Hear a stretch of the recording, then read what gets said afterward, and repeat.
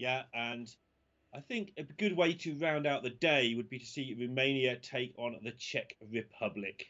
See who goes through the group. We'll finish the group tomorrow, but let's have a look at that one. We'll set it up and we'll see you. I think we're going straight in.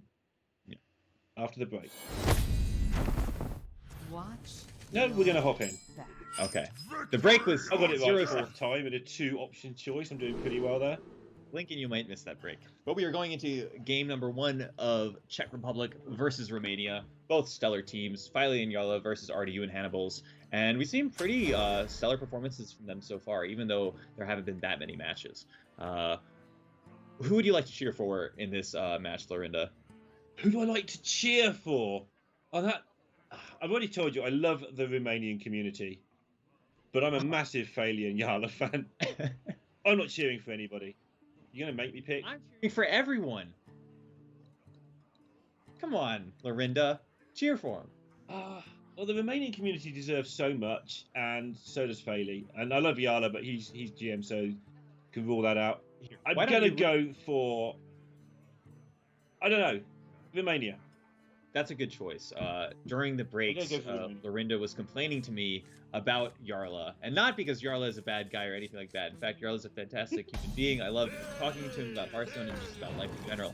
However, he takes a long, long time in Hearthstone games, which can make casting him a little bit difficult because the game may end, 10 turns before it actually ends, but Yarla is still trying to eke out every 1 in a million% chance that he can win the game, which makes casting it a bit stressful. But that said, in fairness to Yarla, and I always want to make this clarification because you are right, it can be hard work. He's not going to lose with 4 Chef Nomis in his hand. That's very fair.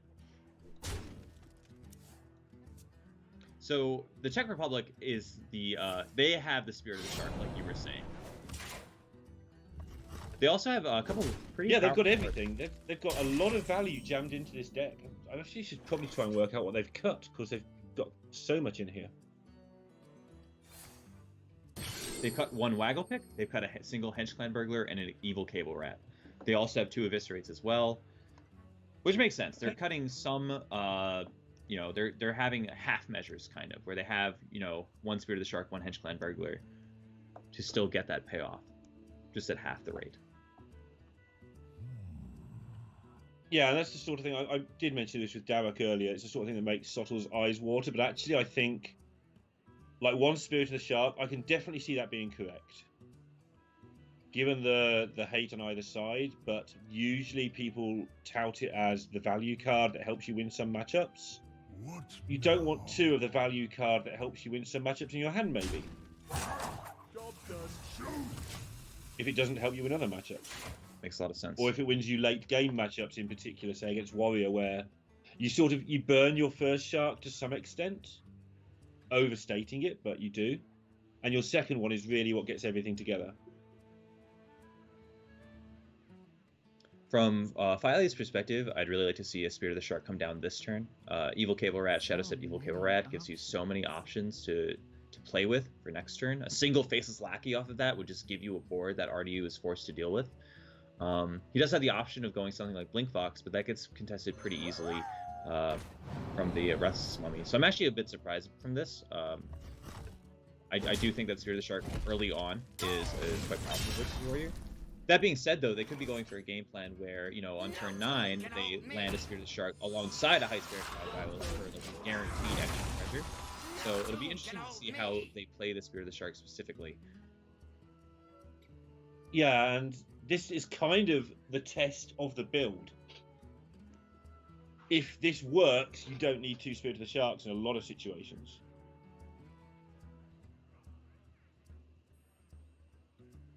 Togwaggle stuff can get very fascinating when you multiply it through, as you've just explained. There's some very interesting ways of actually making this work. For example, if you want to power out the Spirit of the Shark, High Spirit and Togwaggle a turn early, you can Spirit of the Shark and then Shadow Step your Spirit of the Shark to make it cost 2 mana. And then when you have the Lackey, that's going to cost 1. The High Spirit and Togwaggle costs 6, and then you got 2 for the Spirit of the Shark. So that's only 9 mana. So in essence, you could play it a turn earlier if you'd like. Just something to keep in mind. Yeah, it's nice. I think one of the keys to this matchup, personally, I know you like this matchup, don't you? It's one of your things. If I was... is not to be too greedy early and take your time. Just don't panic. Okay.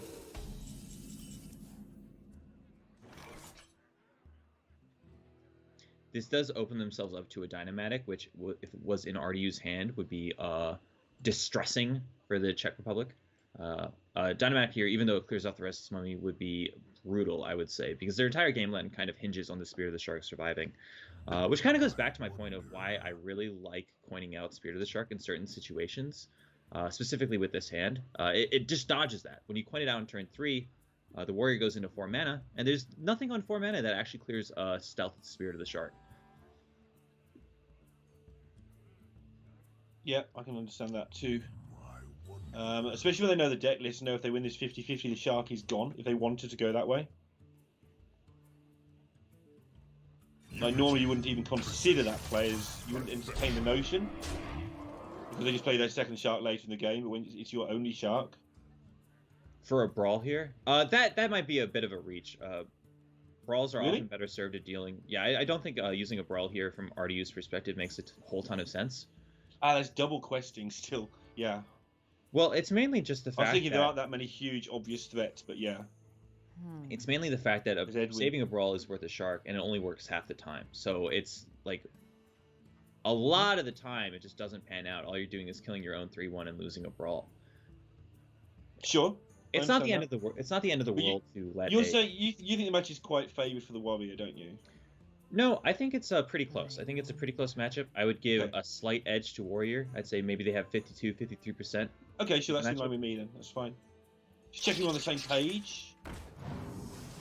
Because obviously it's favoured significantly for the warrior. You just don't bother taking the chance. You let them worry a lot more. I definitely would give the slight edge to warrior in this matchup. It closes the better the players get, right? Like at rank N, I imagine this is like 80-20 or more. I can buy that. I think as you improve as a warrior, it improves by a bit. A fantastic warrior will win a couple more games than a great warrior, but as the rogue gets better, it improves by quite a bit. Yeah. So I think the onus is on the rogue mainly to get better at this matchup. Yeah, I think that's a good way of putting it.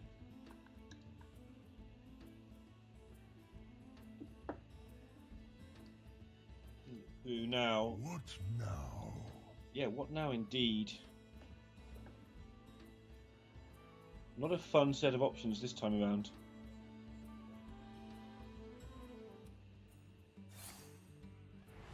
Clearing the Spirit of the Shark is something that RD would be interested in doing, but he can't really do that without expending very important resources like that Brawl I was talking about. So just letting it resolve for another turn is probably what's going to be happening. It is really unfortunate. It allows Faeli to get 2 treasures off of this Heist Baron Togwaggle, and at a certain point, those can actually come back to really bite RDU. Yeah, massively. It used to be in the old Rogue versus the old Warrior. It was the way you won. You'd get 2 or 3 treasures and stack the right ones in the right order, and at the end of your deck, you just won the game with a million of the same legendary, basically. It's going to be interesting to see if Faeli Shadow Steps anything here. I really would not be that surprised to see him Shadow Step a Spirit of the Shark, for example, because it's just so powerful with what his hand can do. That being said, he could just Shadow Step the Heist Baron Togwaggle for another minion, but having a 5/5 in play makes a lot of sense. Going to this turn, I think Faeli recognizes that Heist Baron Togwaggle is the power play. But the Shadow Step itself becomes a lot better. Let's see what they take. I'm kind of a fan of a 1-1 split here of Wondrous Drawn and Zarek's Crown. That with Shadow Stepping a Spirit of the Shark. Yep.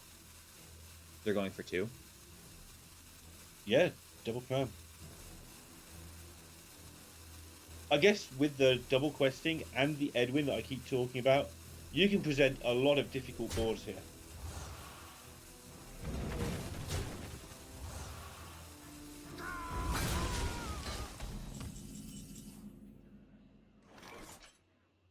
Didn't Shadow Step anything though?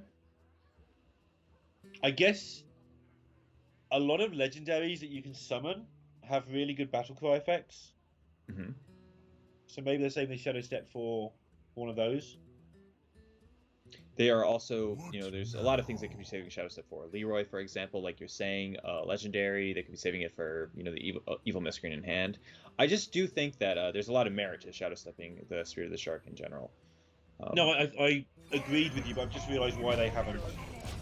They've got to discover any legendary effects. My hand is too And if any of them have a broken battle cry, they can just use that. One of the very cool things about Spirit of the Shark Rogue kind of style of deck is there's so many decisions to be made every single turn that it really rewards you for optimizing your game plan. A lot of times, even the best players in the world will often disagree about specific turns, which just highlights that it's a very hard deck, but also a very rewarding deck. When you see the best player in the world's win rate with Rogue versus a very good player, it's still a very large difference.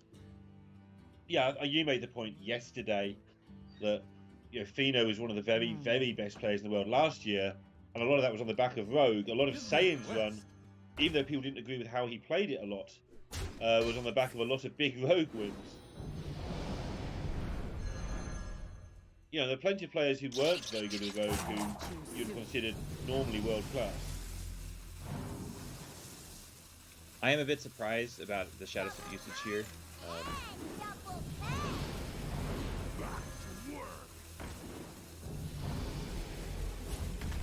I think that there was probably a better way to use the Shadow Step besides just getting an extra 2 lackeys. Specifically protecting the Spirit of the Shark. It does feel slightly wasteful, especially as this board doesn't make it a lot of the time. So not only is it getting just 2 lackeys, but it's on a board where you're ambitious if you think they're sticky.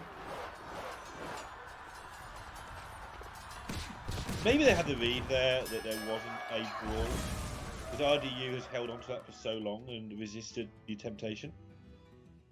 That could be. I'm not saying it was the right read, obviously it wasn't, but I can see how you can make that read. There's a lot of marginal decisions to be made between the last couple of turns. The fact that they didn't Shadow Step the Shark means that a lot of their Battlecry minions still had their effects doubled. That was one big thing to consider. Mm-hmm.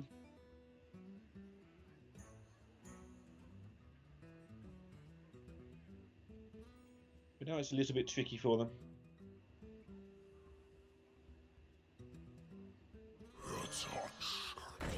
Let me show you the other side. Still, Edwin questing 2 crowns, plenty of stuff going on here, and the warrior has gone down to 5 cards over the course of all this interplay over the last few turns. There's actually quite a bit going on right now. The commanding shout is kind of interesting with the Goblin Lackey. You get to just take a free trade into that 3/2 if you choose. But that means that you'd no longer be playing Edwin, so it's probably off the menu. Yeah, and the best thing you can do against warrior is to clump your threats as closely together as you can. Don't give them time to breathe. Ideally, 2 on one turn and 2 on another turn, but hence the crowns, I guess. But don't cut them too far apart, otherwise the warrior will just have more removal for your things.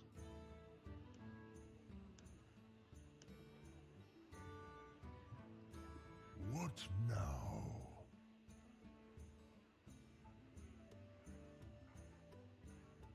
What now, indeed? There's one efficient way of dealing with this Edwin on board right now. That is the Plague of Wrath. Problem with using that is you use your Plague of Wrath, and that's upsetting. What now? Yeah, also might be doing some dynamatic calculations. From RDU's You're bumping your guys in anyway, so I don't think you need to dynamatic. I would like you're to doing nothing else. Sorry that I keep interrupting you. I believe that Tomb Warden here, Hero Power, makes a lot of sense. It's kind of a half measure where the 8/8 is more often than not hitting into a 3/6, and you can try to juice up that that Plague of Wrath for a bit later. So the fact that he's playing 2 more in here, I think makes a lot of sense. You pretty much know what treasures are in Faeli's hand at this point. It's most likely double Xerog's Crown. You probably would have casted a Wondrous Wand by now, and Golden Kobold doesn't really make any sense at all. So from this, I think it makes quite a bit of sense. Unless there's some combo that they've set up between the 2 turns. Pretty much at this point, RDU wants to make Faeli commit more to the board. He wants Faeli to play something like, oh, wow. Okay, well, as I was saying that, he managed to find literally probably the best legendary to get at this point. Yes, so, indeed. We saw Mexico win with this the other week. Is it just over? They did manage to shove 3 of them into their deck, though. Is it just over? Blast of the Moon is brutal. The fact they've got another crown makes me want to say it's over. Yeah, I think RDU's game plan... If it was just this board, you might squiggle through it. No, I think with just this board, Faeli probably still wins. Yeah, even then I'd be saying they were favoured. Yeah, no, this is pretty darn good. But you start making arguments of how they could possibly hold it up. RDU definitely tried. I think he made the play that wins the most often of the time. He tried to juice up his Plague of Wrath. He did get another Xerog's Crown in play before the Plague of Wrath was going to be used, but wow, it just might not be enough. He does have a full clear here, though. That Warpath is a huge pickup. He can go Warpath. Can he go Warpath? Plague Warpath. No, because there's still a Divine Shield on the 10-10. I wonder. Warpath. He can get rid of everything. Warpath. He can get rid of everything but a 10-10. If he so choose. Warpath. 4-mana Plague, Warpath. Yep, but they also Divine Shield. So then he's taking 20 on the back. And then there's a shield. Okay, yeah. So you've got 2 10-1s that way. That's not good. The best he can do is Warpath first, Plague of Wrath. Then he has 2 Warpaths to clear the 10-1 with Divine Shield. But it still leaves Faeli with a 10-10 in play, and... that's a 10-10. It's such an irritating minion to remove. Yeah, it was by far the best legendary that Faeli and Yarla could have hoped for. Yeah, I mean, every time we've seen it in play, it's the best card in Hearthstone. The problem is, you don't want it in your deck. Hopefully they have enough time to get it off.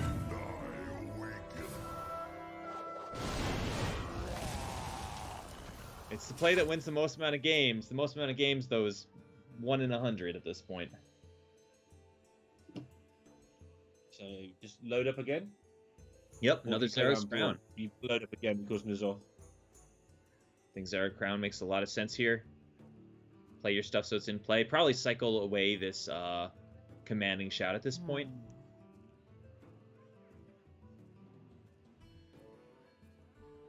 Here we go. Yeah, the commanding shout seems decent. Anything but the Baron Geddon? Yes. Not the best minions here, but... I mean, the other 2 are garbage, but yes. You can't really complain. Actually, you want the taunts, don't you, to protect your... 4/4s are bigger than 3/2s, but 3/2s stay alive better. Yeah. So I think this comes down to just some like mathematical calculations. Does 4 instead of 3 change the clock in any way? If it doesn't, then you probably pick Ziliax, and if it does, you probably pick Subject 9. Okay. And the clock's fairly hard to calculate right now. They want the damage. So they've seen that it's lethal next turn with them and not without them or something. 14, 18, 22, 24. Okay. There's some situations where that actually matters. Of course, the Kobold lack. Can I ask you something? How does Commanding Shout work with Lifesteal? I need to know the exact wording on the card. It says their minions can't be reduced below 1.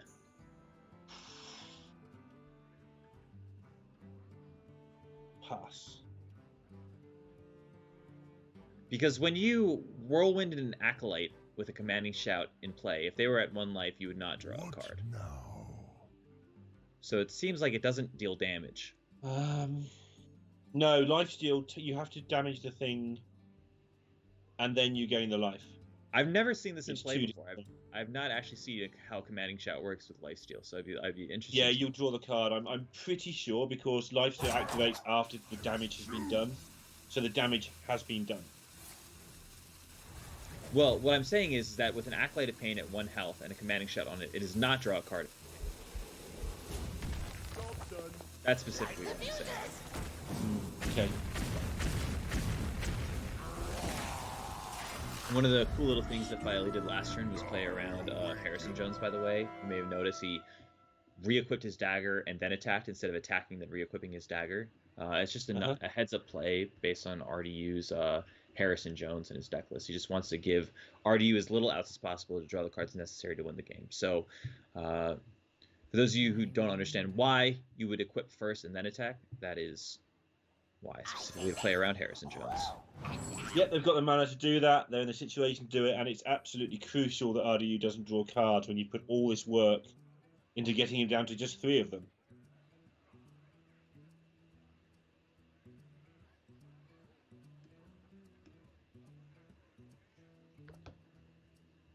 Everything upstairs?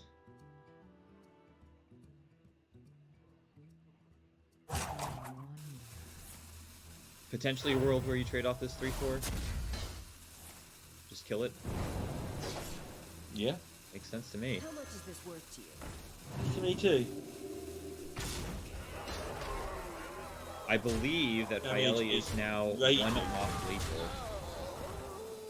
If RDU had Warpath 5 times, I believe this is 1 off lethal. Kobolaki face for 8, Wagglepick face for 6, or sorry, Kobolaki face for 2, Wagglepick face for 6, re-equip the dagger, bounce Kobolaki to your hand, you have 8 damage in play. So Fieli going into this turn would be 1 off just the things in his hand.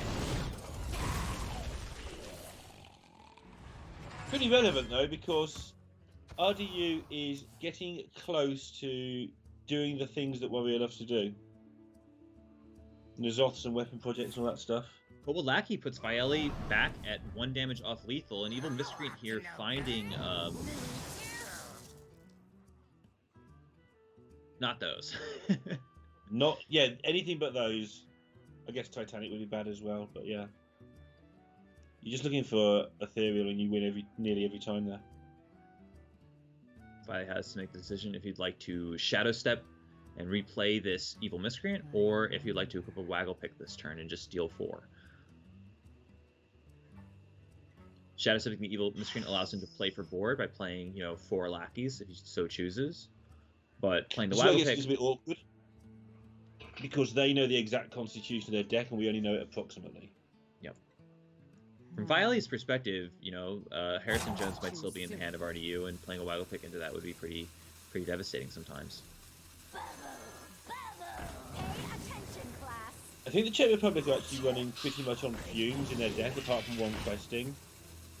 Stuff like Vendettas, there is a Leroy, but there's stuff like Swashbucklers, Pharaoh Cats, Vendettas, some of that stuff. I know they've had some of it.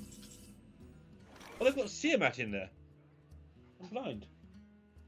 Czech Republic have a Siamat in their rogue deck.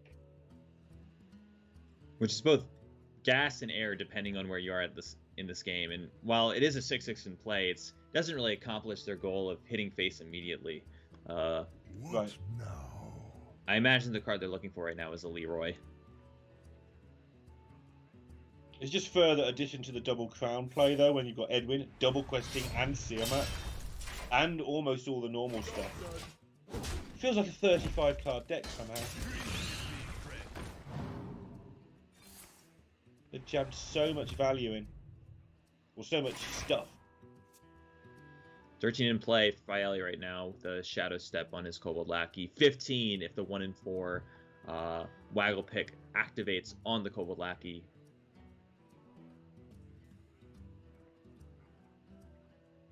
Or you can just play Pharaoh Cat because you know that RDU's out of things. Yeah, that's probably Get a significant get something better big and hit him. Absolutely.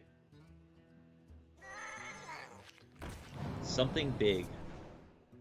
Big enough.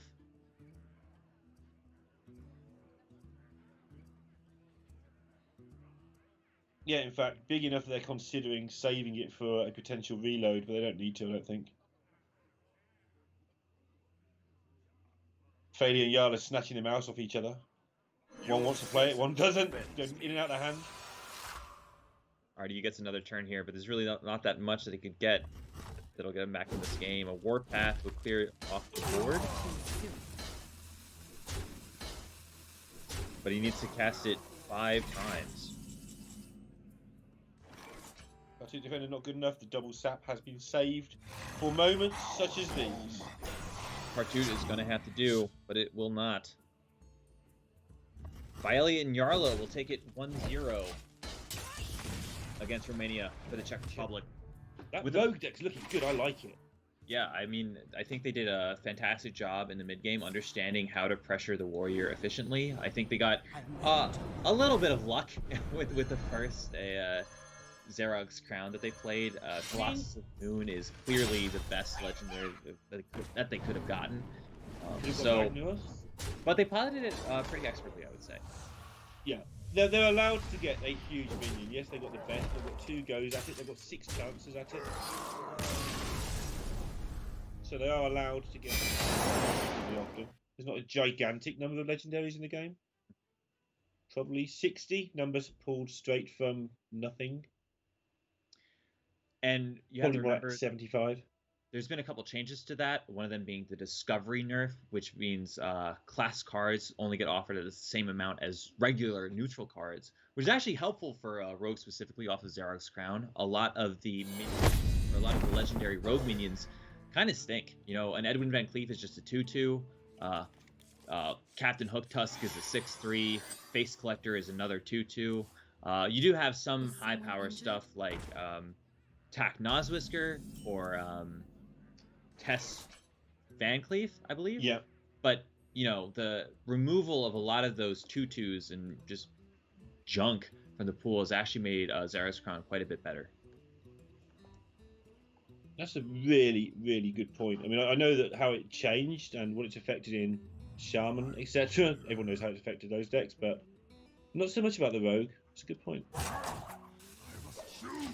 Well, turn 1 Cleric is a good start. I've heard it said.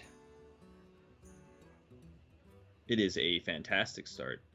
I think an interesting question would be if Divine Spirit ever would come down this turn. Protect themselves against something like well, what they protect themselves against doesn't actually work. I was going to say Weapons Project Point Shield Slam, but a Divine Spirit would still deny that. Drink with me, friend. Oh. 2 minions setting up for a circle here.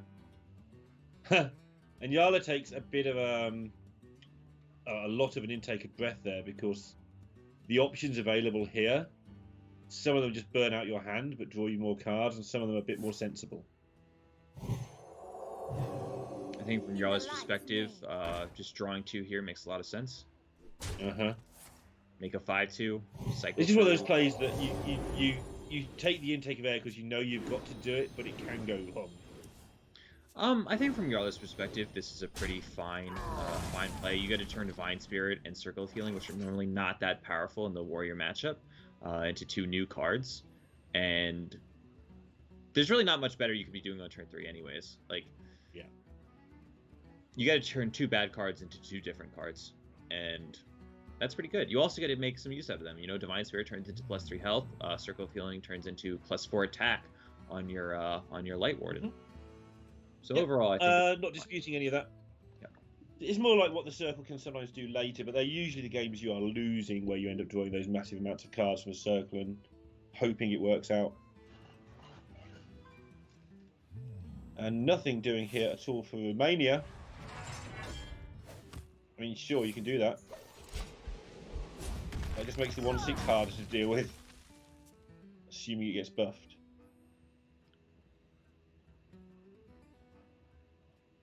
I definitely would like to see a buff come out from Yarla's perspective here. Howard Shield and Injured Blade Master this turn seem a bit more powerful than a Psychopomp.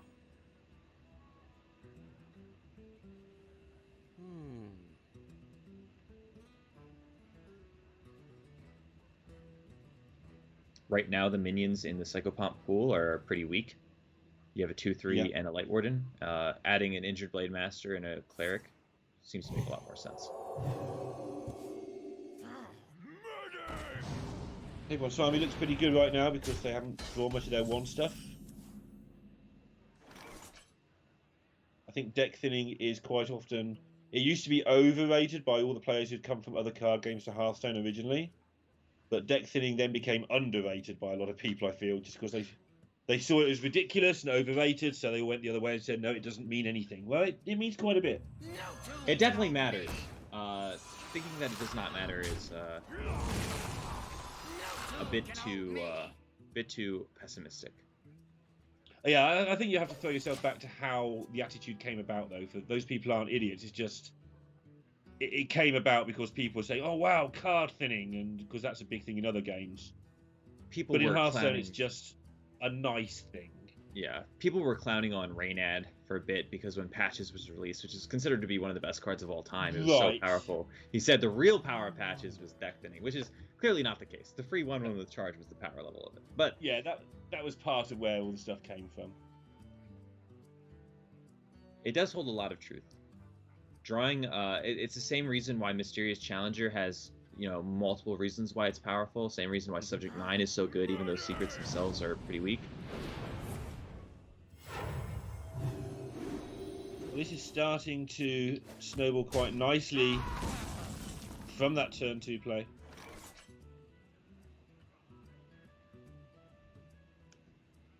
Got the old-fashioned shield block, shield slam combo if you want it.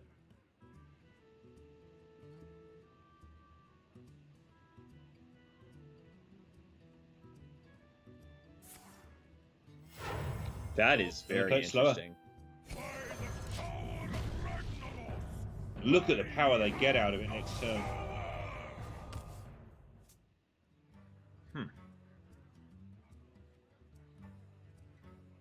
It looks like instinctively wrong, but then you look at the specifics of the hand, and actually that's pretty exciting. It looks, 0 mana Cryo, Generally 0 mana wrong, Slam is and- pretty good. and I was being a little bit more toxic, I would say it looks specifically wrong too. I'm not Okay. sure if I like this play. I think clearing a Northshire Cleric when you have the opportunity to do so is vital, and yes, they get immediately punished for how they sequence this turn. A fantastic pickup by the Czech Republic here in the second circle of healing. Hey, I got you, friend. That seemed incorrect to me. Killing clerics when you have the opportunity to do so is very important. I mean, they are the linchpin of the deck at the end of the day, but... Interesting. Well, this is the punish. Excellent sequencing by the Czech Republic here. Just getting rid of the Emperor Tharsan. Clearly that's correct. It's just an important thing to note. Even at the rope, they are playing this pretty phenomenally. I've already done 1 point of damage.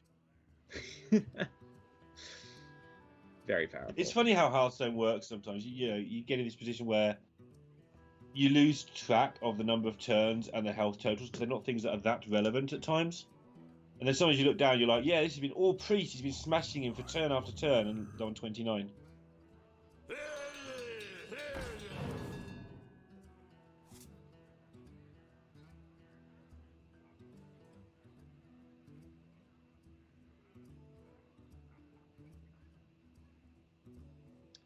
I imagine we're going to see a brawl here. I'm thinking so. What now? There's Can't see definitely any merit, better to do. there's merit to save the shield block. Normally you'd like to draw a card first, but you would like to know what lives. Sometimes it's correct to hold back the shield block. For example, here I think hitting the armor button actually makes a bit more sense. I agree with you. Back in the day, before things got a bit quicker than they are now, people would laugh at you playing shield block if you hadn't already armored up. Your father. Obviously, these days you just don't often have the time, and so saving mana is more important than the 2 armor. Just like to point out that if they had pressed the button here instead of the shield block, they actually would have been able to go shield block, shield slam on the 7/7 this turn. So minor integer numbers like that can actually end up being very relevant.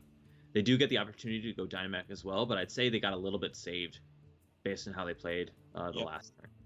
What No, I can agree with that as well. And that is kind of why you didn't use to armor up without the shield block. Because you just lose 2 armor. There's also a function of shield. Saving the shield block means that you can do that burst shield slam. If you somehow manage to chip away all the armor, suddenly you don't have the 7 damage burst. If you hold back the shield block, then you can go hero power shield block in the same turn, gain 7 no matter what. the end Pretty much. And your opponent can't play around it. Not the greatest Psycho Pump. Which is a big deal for Romania, potentially. Because they're in a lot of trouble. And it all Yep. goes back to that Thorsan decision. Which could have been a read. I've mentioned this already earlier in defense of somebody making what we felt was a mistake. But sometimes you just got to read and you go with it. That's a huge pickup. The 7/7 here. Yeah. Warpath is also a huge pickup. Correct me if Yeah. I'm wrong, but no, I am wrong, so I will correct myself. It does not seem like you can get a full clear with the Warpath alone. No, you need to use the mummy's help, I think. And then it's trivial. Does Mummy full clear? It seems like it does, yes. You go Mummy into the 7/7, Warpath twice, you have a full clear. However, that seems like a lot of resources to be using at this stage in the It game. is a lot of resources. But Priest kills you really quickly at this stage if you leave anything up.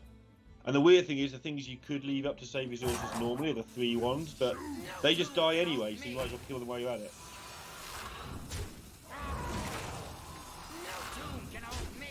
Seems like he is going for the double Warpath line here. A lot of resources, but a full board clear going into a Dr. Boom turn. Jarla and Faeli will need to assemble a very strong board state to actually contest this Dr. Boom, which I think they can get pretty close to, especially with the powered shield being picked up. Yeah, shield gives them a decent chance. They are running out of cards in their deck. Is someone Shouldn't matter injured? one way or the other, but it might. I believe it's 7 now. Remember why that I say I believe. We can't see the top corner of our screen. Remember that they did use a Divine Spirit very early on. I believe they have 6 cards left in their deck right now.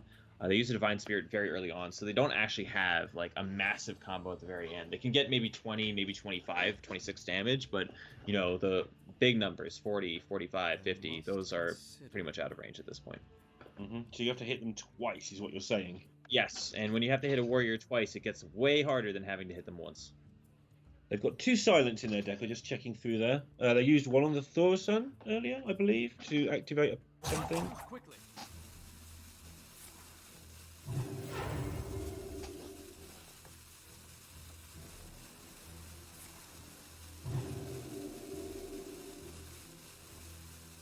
So they're just starting the process of making this big already.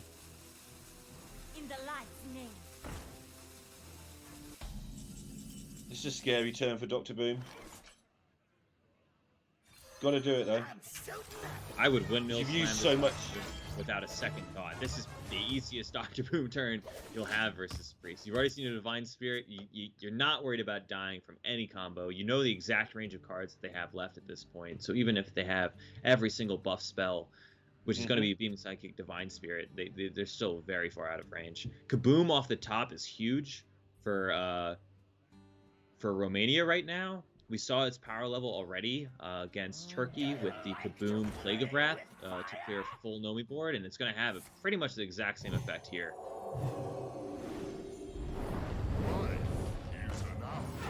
Pretty much drawing the rest of their deck now.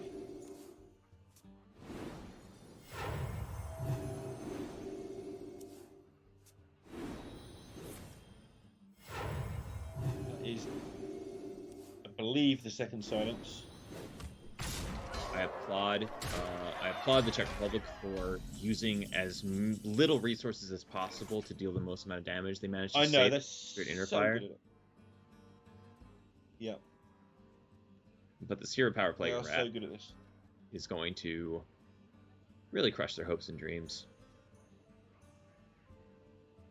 Yeah, Okay then.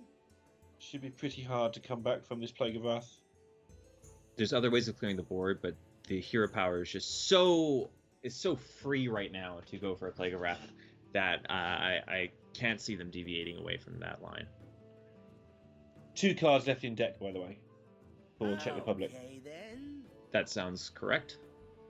Just checked it on the stream, so yeah. You just So it's checked this hand plus 2 cards. for the Yeah, well, I Czech can't see it on my screen, and neither can Darren. Oh, I see. I just checked it. Ah. Yeah. I didn't expect you to be funny. Sorry, you caught me I out. love that fuse thing. Don't finish Nice, this. nice little dig at the very end there. British humor.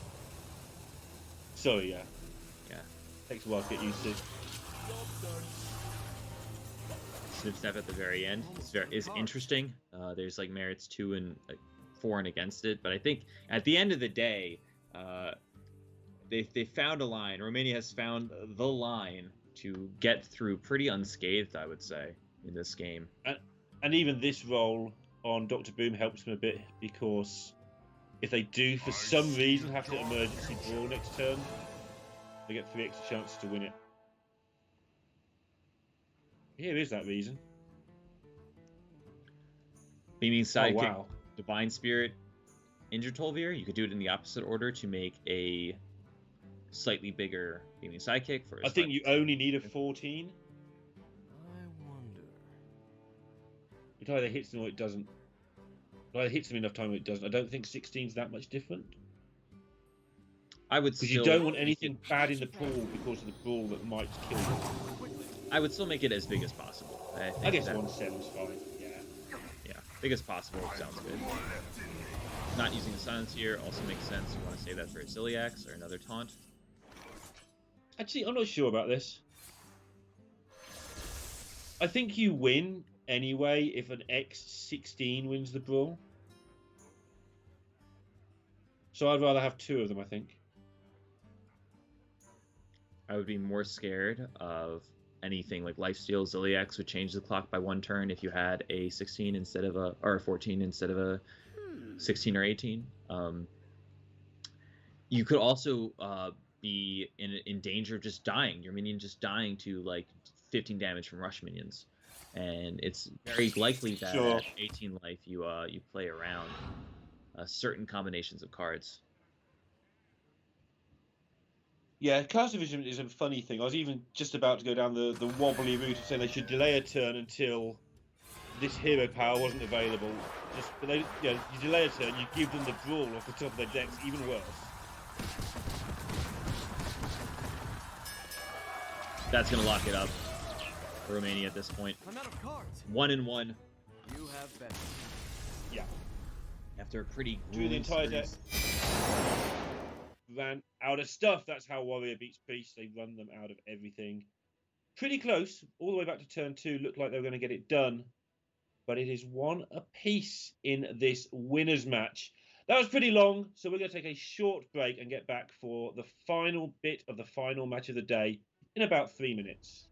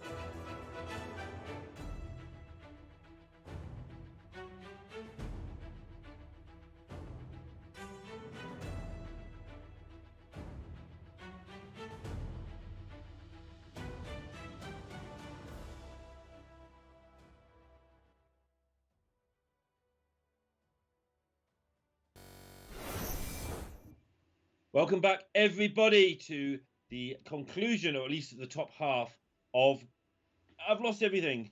Group G, F, H. Let's go with. We are currently Garen, what group underway. are we in? What group are we in? Group G. It's Group G. That's what I was going to say. Definitely not. I don't know. We're one apiece, and it's Romania, the Czech Republic, and the winners will go to the top 16. Myself back together. Warrior and Priest left on one side. On the other side, we're going to get to see this rogue deck once again. Yeah, and it's going to be a similar matchup between the two, but from different sides. So we are going to see Romania on Rogue this time, and the Czech Republic on Warrior. And this is pretty interesting because one other player who I think has quite a good understanding of Rogue is RDU from Romania. In fact, I got a chance to play against his Rogue at Las Vegas, in Master Tour Las Vegas. And one of his teammates at the time, Nyria, they worked together on the list they were bringing in.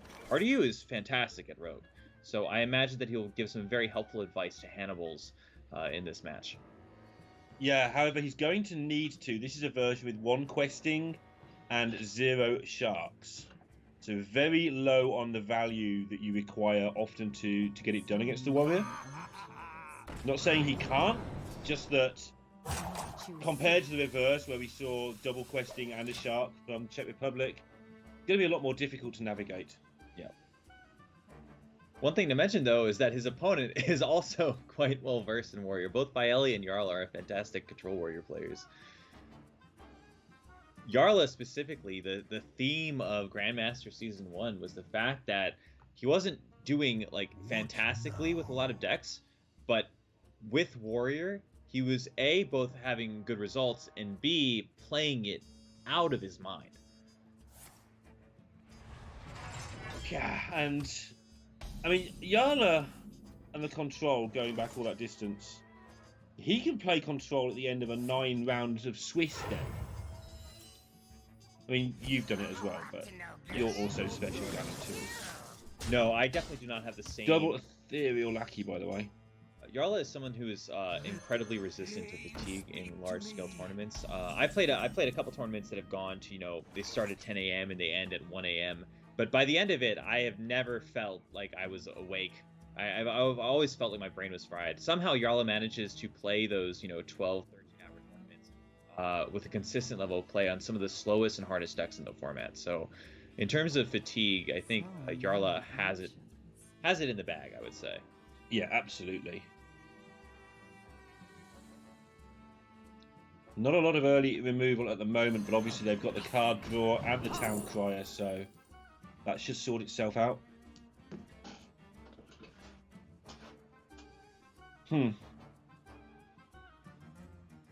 Just going for as much value as they can get their hands on. I really like to see that Jarla and Faeli, are together for this event. They really took like the next step to try to work as smoothly as possible with each other. They're taking it incredibly seriously, I imagine, as they always do. But it's just cool to see them in the same room, discussing plays, jamming some Hearthstone. That's been a feature of whichever, and they've been pretty varied, but whichever Czech Republic team there has been each year have always done this. Gathered together and played as a team. And I think it's important. I think it really helps. Obviously, I mean, Darek made the point earlier, you've heard the communication just between casters over Skype sometimes breaks down, let alone you're roping over a long, difficult Hearthstone turn. What now? Yep. I mean, even when we're talking together, I'm currently in the United States and you're in the UK, so no matter what, there's always going to be like a half-second delay between when I say something and when you hear it. Which leads to, when you're not used to it, people talking over each other, blah, blah, blah. Yeah. And although these guys presumably practice together a lot online as well, just being there, you've got hand motion, so you don't even need to say things sometimes to interject, which is also very helpful. And we're not even playing, we're just casting, so it gets exacerbated when two people have very different opinions about what's going on. When we have two very different opinions, we can have a friendly discussion about it. When they have two different opinions, it's like, no, you have to do this. What are you doing? Stuff like that could be the communication. So being together in the same room really limits a lot of that. I can still say that about your casting, though. No, what are you doing? I mean, but with less That's implication. fine. I'm used to it. I'm more resilient than any of the people here. Apart from Yarlo and RDU and Faley. And Hannibal Z. Hannibal Z2. No tomb can hold me.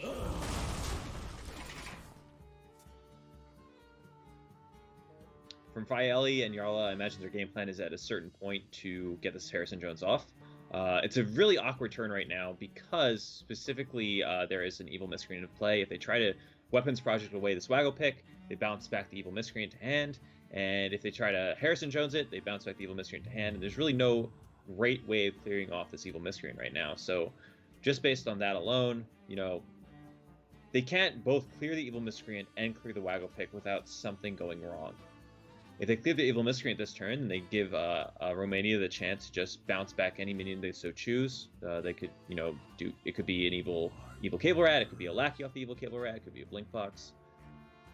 And another thing to keep in mind is shield block, shield slamming an Evil Miscreant is it sucks. It's not what you want to do. Yeah, exactly. And what you the unsaid thing through all of those cards you just rattled off is all the value that they are able to get back. Oh, they are running a... hugely relevant. That is a hugely relevant card that they're running. They are running one copy of Militia Commander, and I did not spot that. I figured that most people would be on the same thing this entire time. They still decide to go for a Weapons Project here, which makes some sense to me. Waggle Pick is pretty scary, but... the Militia Commander wasn't that bad clearing off the Evil Miscreant.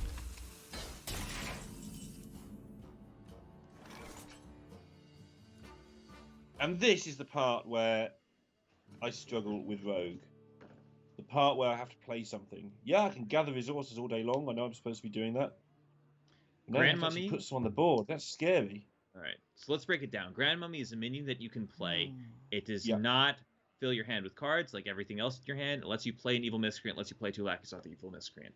Grand Mummy in play, Evil Miscreant in play, go from there, see what happens. You want to play 2 Lackeys this turn, because maybe there's a chance that one of them lives, and you can play a Heist Baron Togwaggle next turn. Ethereal Lackey first, because you're not sure what you're going to get. Maybe you get a Shadow Step. Oh, Stolen Steel is actually quite good, I think. Raiding Party It's not amazing, but it's extra damage that you urgently need. Raiding Party has some interesting applications. You can Raiding Party for, you know, some Henchman Burglars and a lot.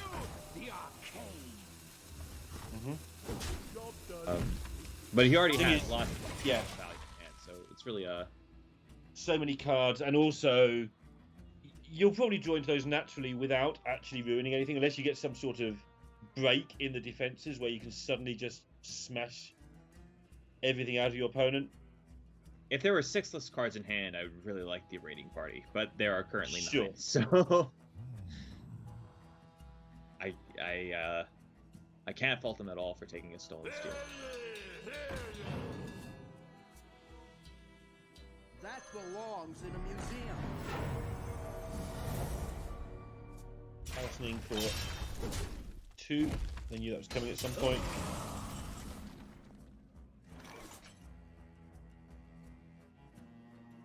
Wow.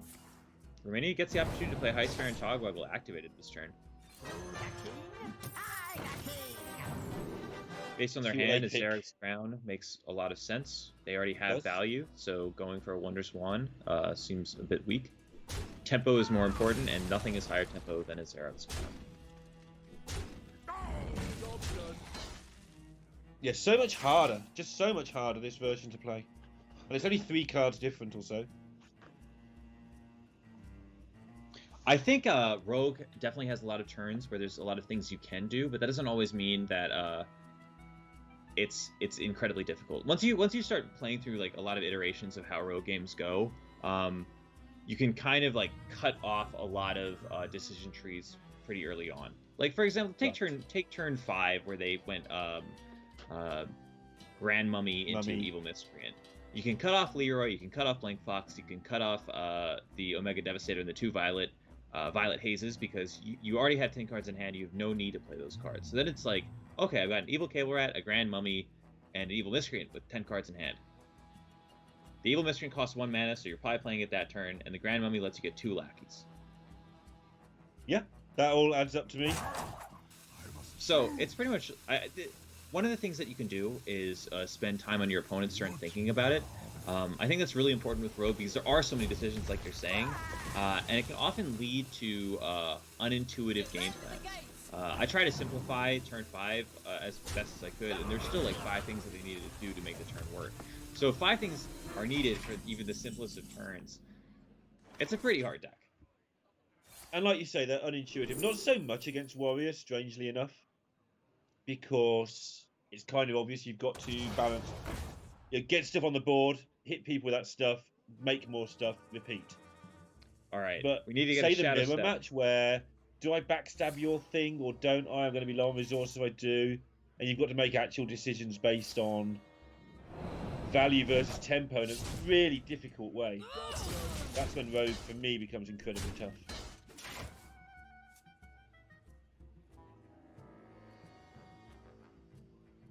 Some decks definitely you don't need to spend a lot of time maximizing what they can do. For example, Quest Druid, if you make a mistake and instead of going infinite, you have 3 Coons instead of like 7, you're still probably winning the game. With Rogue, you really need to maximize every single turn. Yes. It's a very punishing deck if you do not do that. And I love it. I love to watch it. I love to play it. But the fact it's punishing is something I enjoy.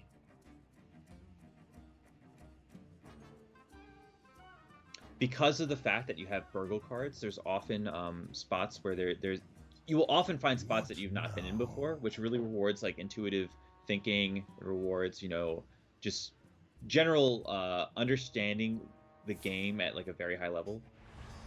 For example, there's just random cards that drastically change your game plan. Like, for example, let's say you're playing as a shaman, or you're playing rogue versus shaman. If you get an Electro Storm Surge, suddenly, you know, like a Heist Bear and Togwaggle treasure can be activated twice off of that. Or if you have a Kragwa the Frog, for example, suddenly you can go like Vendetta, Kragwa, Shadow Step, and do that for the rest of the game. You know, so there's a lot of like very interesting cards. And this board lived. And it's reasonably telegraphed that it's not going to live again. So if you play anything, you really have to kill the Dynamatic. So many options.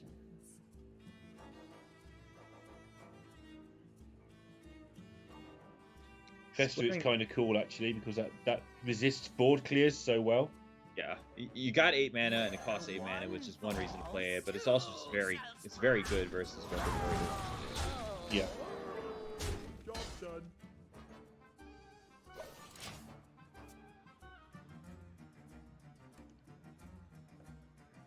Now, you're saying about a good Dr. Boom turn. In the Priest game, this is not such a good Dr. Boom turn. Gonna need to delay it, most likely.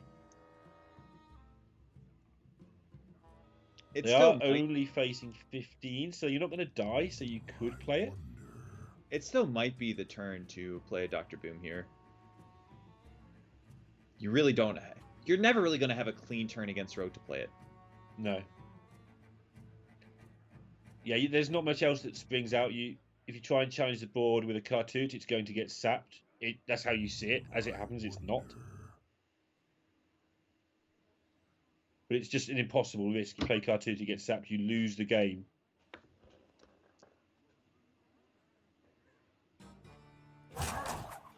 Dr. Boom now will let them actually advance their game plan if needed. Seems like they think it's just too much pressure here. 15 damage is a lot to take. It is.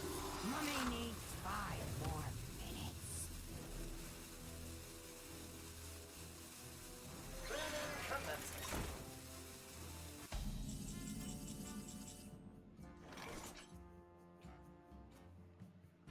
Wow. This would start being the turn where playing your value cards makes a bit of sense to me. Something like Questing Adventure with a Violet Haze, for example. I like the questing just because your opponent has just had to set up a Plague of Wrath over 2 turns. So you want to get this rolling before they stabilize their hand, which is clearly unstable right now. Octosari. Oof. If you thought that maybe Rogue not was oof. running out of value based on this game. It doesn't seem like that's going to happen for quite a while.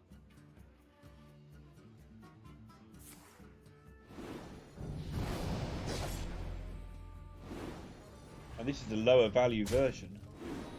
A bit of proper sequencing. Going all the way back when they took those Romania? Violet Haze, that was turn 5, and yeah, they didn't come to fruition until much later than that. Yep. I like the sequencing from Romania, just getting the highest percentage that the buff will land on the minion that can attack.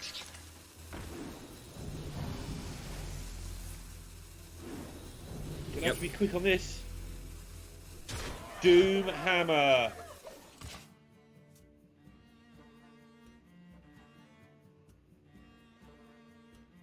Ziliax can clear off the Something went wrong 1/1, there, I'm and not sure Super Collider can trade the 2 minions into each other. If there's ever a turn to Super Collider, this would be the turn.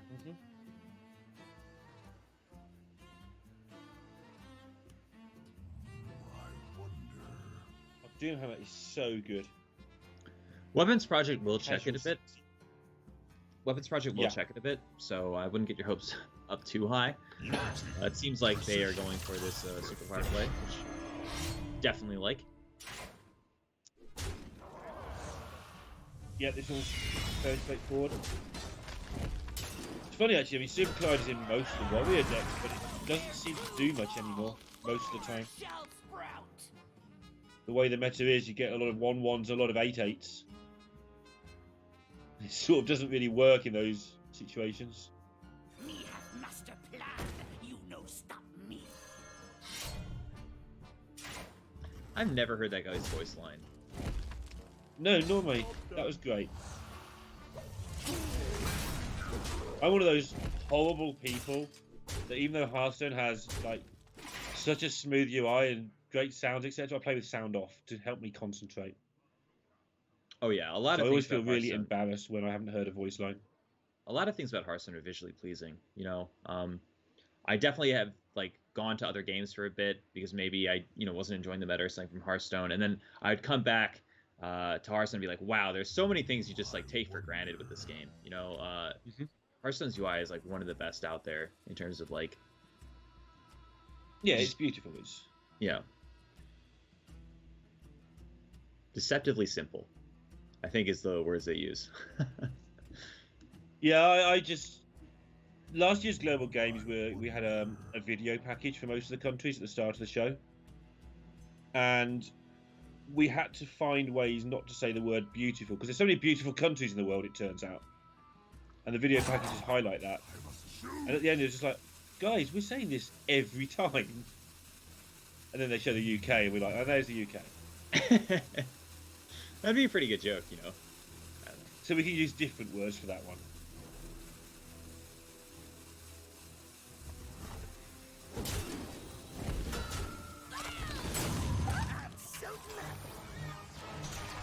Yep. About as good a boom turn as they're going to get, I think. Blast Shield is pretty sweet. Good one to pick up. However, Romania still just has so much gas. I think it's a good one to pick up. I mean, normally it's automatically a good one and you like it. I think it's pretty important In when the you're current- facing down a Doom Hammer. So many Yeah. options. That's fair.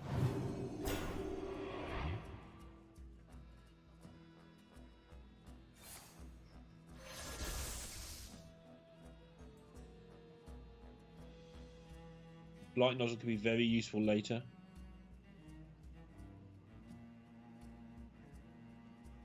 And this is where it gets difficult to know what's in the minds of the players because they're both playing around so much stuff at this point. Beyond the fundamental get value and tempo and hit them. Choose soon. One of the things about It's playing fairly as straightforward here for Romania to some degree. It's back to that turn 5 that you were talking about where play the stuff that doesn't do anything but still has numbers on it. yes, I think from Romania's perspective, it's a lot easier than from the Czech Republic's perspective because Romania knows all of the additional cards that they have. You know, the Czech Republic don't know that there's like an Octasari in Romania's hand that they'll have to deal with at some point if it goes to the late game. You know, but Romania does. So in this specific spot, even though I think Ro just has way more decisions, they actually have the edge in terms of like known information. So playing around stuff, I think Romania has a pretty clear understanding of what they're playing around. They're playing around Brawl, they're playing around Warpath, they're playing around Plague of Wrath, right? But from the Czech Republic's perspective, it's way more confusing. Yeah, I mean, they should have had a card. Should have, if they could see the hands, they'd have had a Cartoot in play a long time ago. But because Sap is a Hearthstone card, they haven't got that card in play.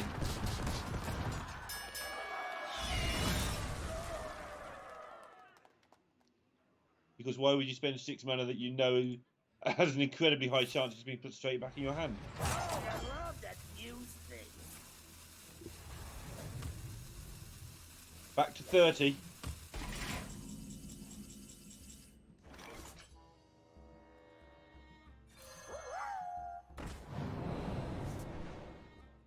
That's one sound effect that I do know and love, though.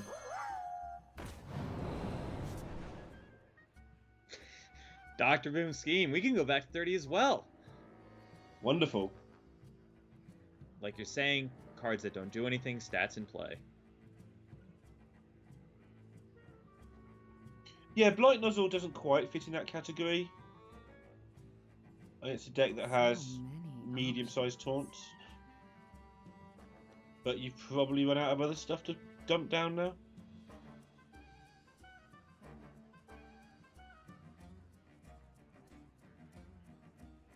Yeah, Coppertail feels less relevant, more expendable. Definitely agree with that. Just more attack in play.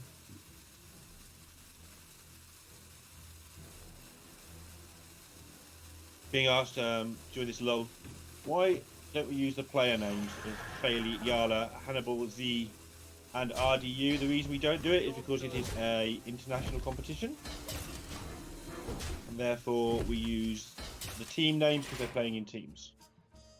Yeah. We use them a bit interchangeably. Sometimes we'll say File, sometimes we would say the Czech Republic. If Yarla was playing, we'd say sometimes Yarla. But mostly it's because they're representing their country in this tournament. File and Yarla are playing for the Czech Republic, so referring to them as that is it's pretty cool. It's something that doesn't happen that often in Hearthstone. You don't often get a chance to play for your country. No, I know a lot of players I know love doing that. In particular, again, Romania above pretty much all others really get into the representing Romania thing.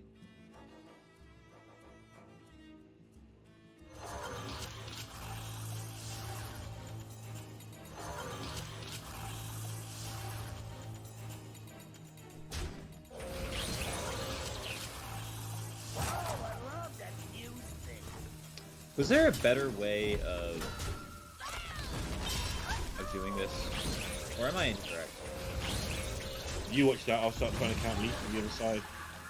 There might have been a way to do this that generated more 1/1s. I could be wrong with the hero power. It could have been exactly equal. It didn't do the math cleanly enough, but it seemed like at some point the hero power could kill 5 things, and they could be left with maybe 2 extra 1/1s in play. It's hard to say. There is a lot of damage coming in here. It's not lethal, I'm pretty sure, but it's getting to that point now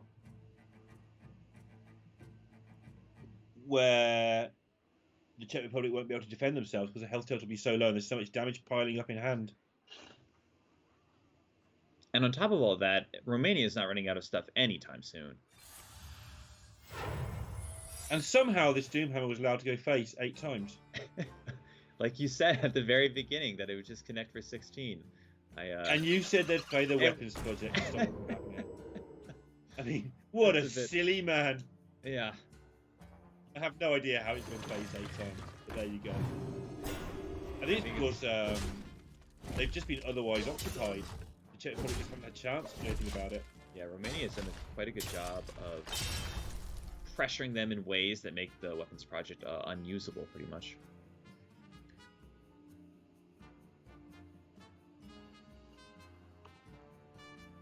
Currently unsure what secret is up after that desperate measures.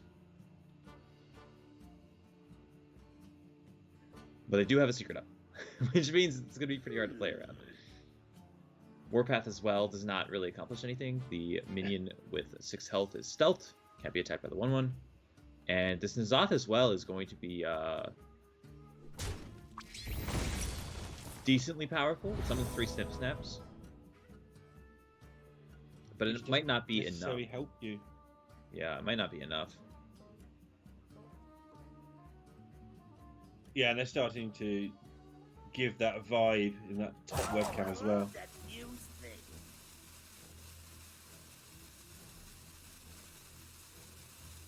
I've mentioned this about several teams now, so it's slightly repetitive. But a lot of the teams who have reached the top 2 in their group have been the teams who not only are together but having a bit of fun with it. Like Yala's having quite a laugh about this, just keeping spirits up. Take it seriously enough to play as well as you can, but don't take their life doesn't depend on it. Yeah. You know, don't be stressed out. Or at least that's what you've got to pretend. Yeah.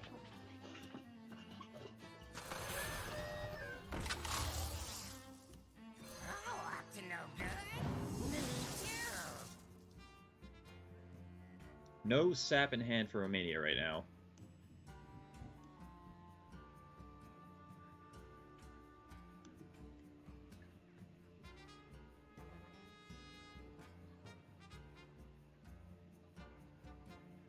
And the damage in hand is up to 14, not counting Leroy. Kobold, Mortal Strike, Eviscerate, Weapon. That's 11 mana.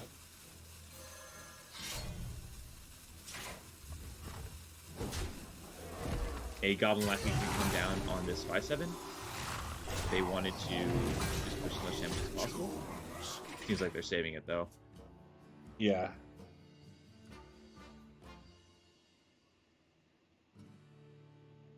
I'm just laughing because, like, N'Zoth, it must be so tempting now. But I guess he gets back that huge, or a snip snap. Yes, He doesn't get back yes, huge snip snap at all. N'Zoth summons 2 3/4s with taunt and lifesteal, and it also summons 3 snip snaps. I'd be shocked if they do not go for a N'Zoth this turn specifically. That sounds really darn good. So N'Zoth, and then it's Romania's turn to win or lose the game on the next turn, basically. Not with necessarily physically, but in terms of clear it and you win, don't clear it, you probably lose. Oh, I love that new thing. Whoa. That's very surprising that they didn't go for N'Zoth here.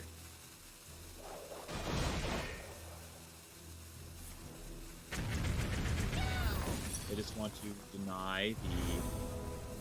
Oh no. This could end up being really bad. Oh, okay.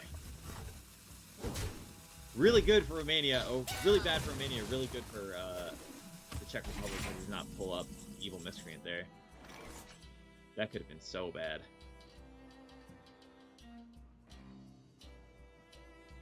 So is no good, just burns 8 cards, so going through again you get a 4/4. I'm At actually some not point sure you might just about play this that. Doctor Boom scheme to just get rid of it, but it can be handy in terms of if you burgle. There's 1 or 2 cards, Shield Slam being one of them, there's a couple of others that can actually be useful with armor. Maybe you are supposed to just jam an 8/8 right now. What, because it's an 8/8? Yeah. That would make some sense, yeah.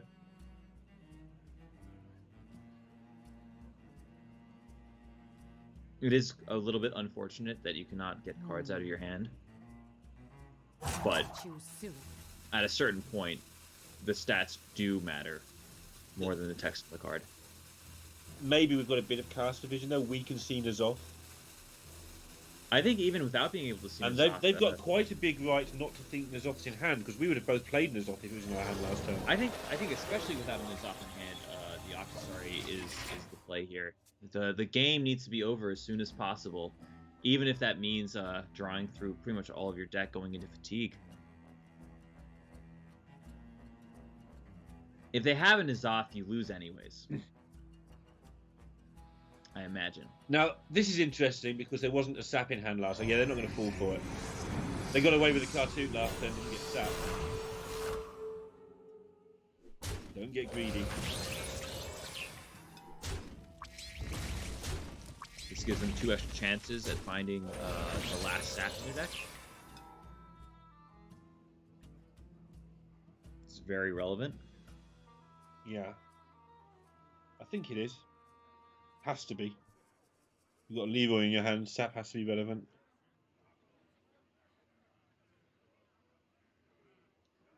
Oh, I love that fuse thing. How many Sap. cards do they not know? It's 2 cards. Czech Republic don't know what they are. They just know they're... They were Warrior unaware cards. of the Mortal Strike Dr. Boom team, and they do not know the lackeys that are in hand, but they can probably get a pretty good read based on the fact that they haven't been played yet. My hand is too full. My hand is too full. Not a sap. No, there's a Shadow Step Leroy going on somewhere here. So, is there a Not way, now, but it's the beginnings of one. is there a way to set up for a sap? So many options. Maybe there's a world Did where they burn? They didn't burn it, right? no, I don't think they did. I think there might still be one in deck. I'm a little bit unsure, but I don't think they've Yeah. actually used a sap yet. I don't want to swear to it, but my thoughts are there's still another sap. Because I've talked about it quite a lot and we haven't seen one, I don't think. Seems like their game plan is to make a huge Edwin this turn. Looks like it. Don't make things too confusing. I'd love to see an Edwin played here, Goblin Lackeyed into the 5/7, then Shadow Step back to hand and played again. I think that this is a bit of a mistake from the Romanian side to leave up a 5/7 like this. Yeah. They could have easily traded it off, Shadow Step back the Edwin, then played it again. Looks like they're saving that for Leroy Jenkins. And using the Edwin maybe as a battering ram to get through any stuff that gets thrown in the way. At the same time, they really do not protect their 12/12 at all, and open themselves up to just having it die, which I think is what we're going to see here. The fact that the 5/7 is still alive means that it's very easy for the Edwin to die. Not only that, a Shadow Step this turn would have made it a 14/14 instead of a 12/12. And I think this might actually be the difference between winning and losing for Romania's side. The fact that they did not take that free clear on the 5/7, even though it left them with no Shadow Step in hand. Really difficult turn. Yeah, very difficult. It depends exactly. If they think the Edwin connects for 12, obviously that's huge. But as you're seeing here, now it's just down to Leroy.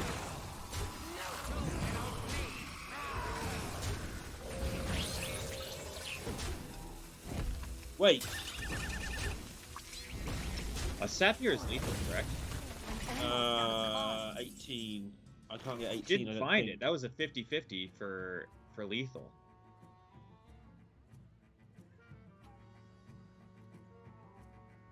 That was a 50-50 for lethal on this turn. Wow. And Slam is 1 mana off!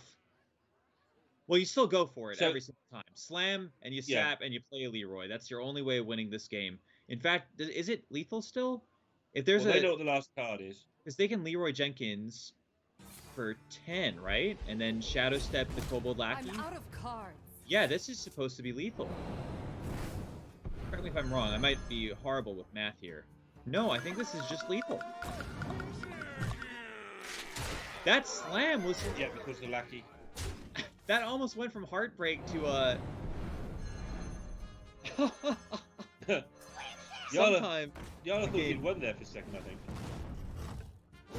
That was a fantastic pickup. You really could not hope for much better than a slam off of your swashbuckler at the very It was- end there. Yeah. I mean, obviously you want to get to your sap in the first place, but yeah, did the same thing, just made it more complicated for you. Yeah, just Meant they adding a couldn't little bounce bit of Leroy, do it the hard way. adding a little bit of intensity to the very end there. So Romania is now up 2-1. I still, what's the word for it? I definitely think there is a better way to optimize like the final turns with the with specifically how they sequence the Edwin. There's definitely a way to kill the 5/7 and make their Edwin just a little bit safer. But they did manage to pull it off, and even without an Edwin at the very end, they had a 50-50 to win the game with the sap, with that extra percentage that actually came into play with the slam off the Swashbuckler. So it's and we pretty, knew it was still in the deck, or we were fairly sure anyway. yeah, it was a pretty Oh, pretty good. intense series. Hunter time, and this is a deck that you'd fancy getting 1 out of 2 with against this lineup. From the Warriors' perspective, Eternity Rover has some merit, but it's not really like the power card versus Hunter. It's decent, it's just not fantastic. What you really want with an Eternity Rover early on would be something like a Snip Snap. Eternity Rover Snip Snap, it goes from being a mediocre 1-drop to like probably the best start you can have versus an aggressive game plan like Reno Hunter.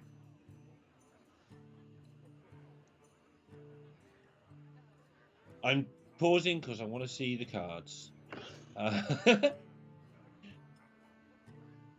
You summed that up pretty well. We have seen very variable hands from the Hunter, as should be with a Reno deck. And that's not disastrous. Any Subject 9 hand, obviously you'd rather curve.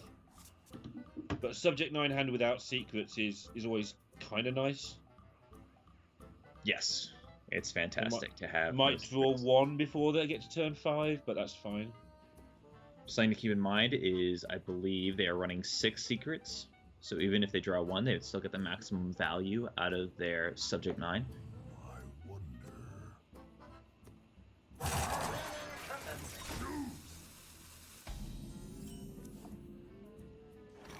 Phew! And the drip, drip, drip of 2 damage a turn commences. And the plink, plink, plink of 2 armor a turn commences as well. Yeah, that as well. This is what happens when you have an unstoppable force meet an immovable object. Hunter versus Warrior.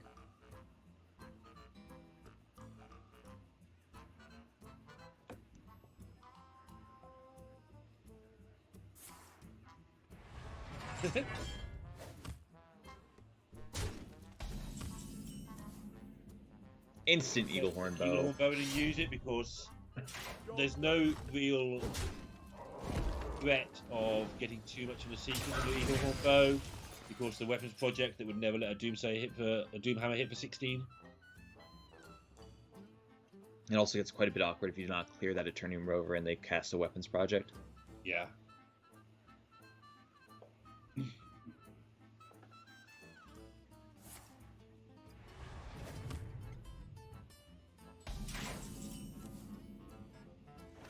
There's a secret you were talking about, the one Yeah. secret they can have. Honestly, it's not Actually quite nice. Yeah, it's not the bad one to have. Whenever you get it down before the coin is used, it can make your life for the opponent a little bit irritating. So, and they don't know it's Rat Trap at this point, so coin Ziliak's attack to get rid of the Rat Trap. No, it doesn't work like that, because it could be Freezing Trap, and then you're really in trouble. Harrison Jones. So even though it's logical and easy to work out the secrets, it's actually really irritating to test for them in the first place. It's way easier to know what to do when you can see the secret yourself. Absolutely. Harrison Jones seems like the obvious play. Could be snipe, but it does get rid of the weapon, and there's a secret in play, and it likes secrets. I think with the weapons project in hand, I would be hesitant to play a Harrison Jones here. There's 2 reasons. One being, if secrets get activated, it actually just makes Harrison Jones even better. Yeah. You gotta draw more cards. And secondly, you do have that combo later in the game to just override the Eagle Horn Bow and draw 3 no matter what. Yeah. I think drawing 1 right now might be a little bit too hasty. It's fine. It was in the blind spot on the corner of my left of my screen. I think I made that mistake 3 times over the last 2 days. No worries. You're absolutely right. I'm not even going to contest that one.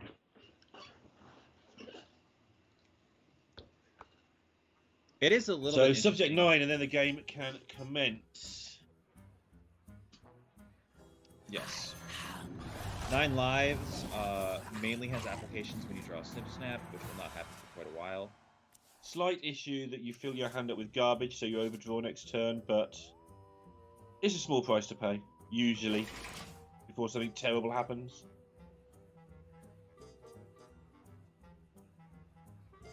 One of the Just really overdraw some like Urzatron or some rubbish and just move on with your life. one of the really interesting things here is that they can check for Pressure Plate and Rat Trap. Coin Weapons Project Harrison Jones. They proc the Rat Trap. They get to... Oh, you're not going for it. I guess they could also just be hoping to deal with every single secret. Activate the Eagle Horn Bow as much as possible, and then cast Harrison Jones. Did you catch the burn card? If not, I'll get it from the stream. I believe it was a Masked Contender. I am not certain, but it flashed very briefly. It was indeed. Good spot. Thank you. So yeah, just dumping this out of your hand, making it messy for the warrior, but also just getting the stuff over with. You want a nice clean curve from here on in with your Seamats, Call of the Wilds, and the inevitable Ragnaros that you're bound to have by turn 8 because you're a hunter.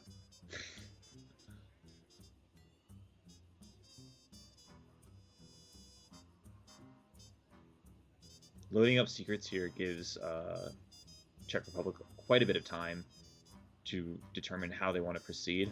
They don't need to proc these secrets if they don't want to, even though it makes their Harrison Jones a lot better this specific turn. I imagine they might be in a world where Ziliak's Pass is actually the cleanest play they can make here. Yeah, play mode hunters sometimes is a feel thing as well. You know what's going on, but you don't know exactly how the rest of the game is going to pan out. So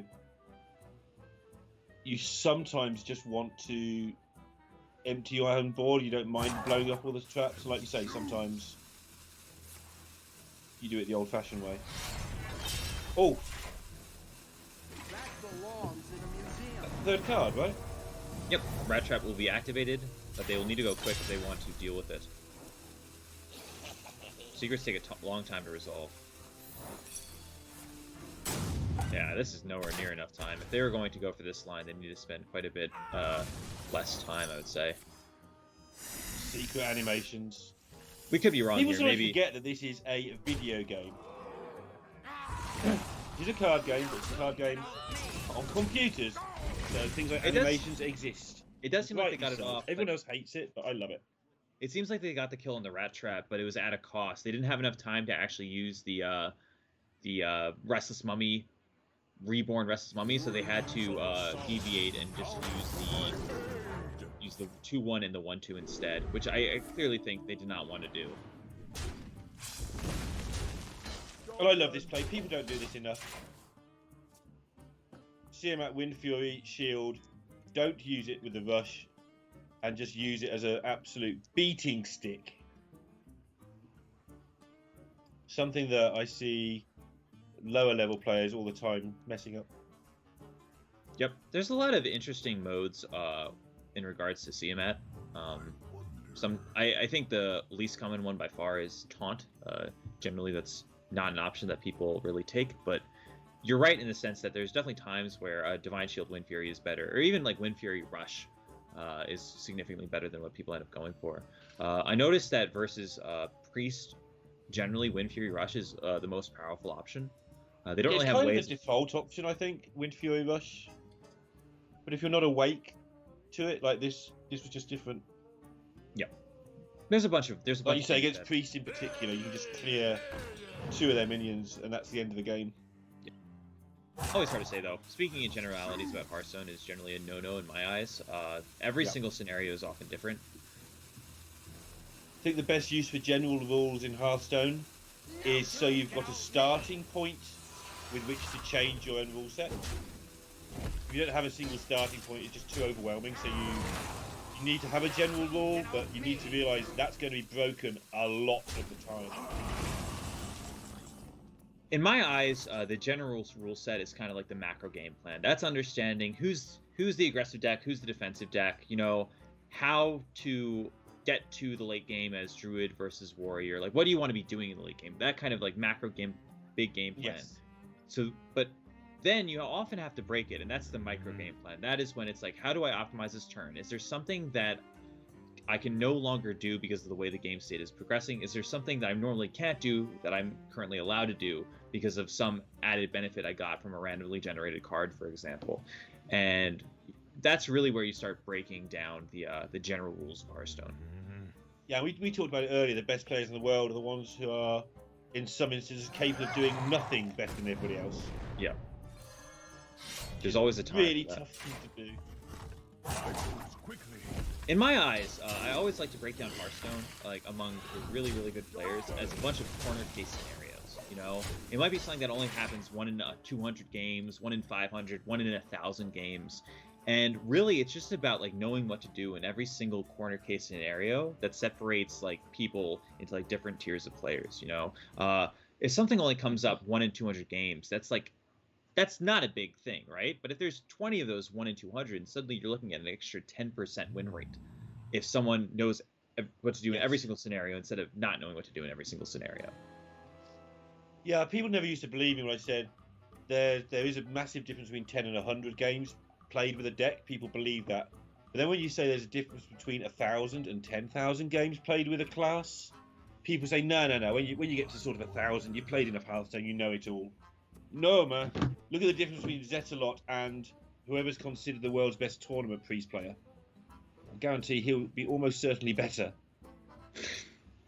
Because the number of corner cases are just insane.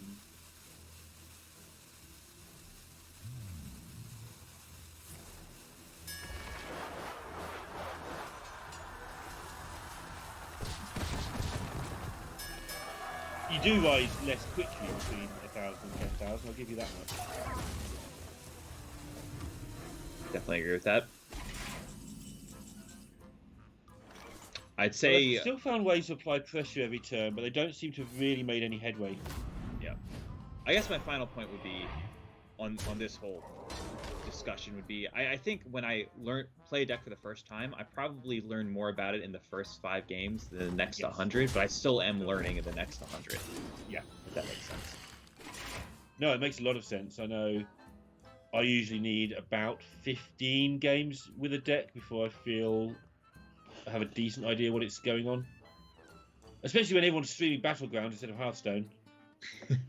So I can't even cheat and watch the pros.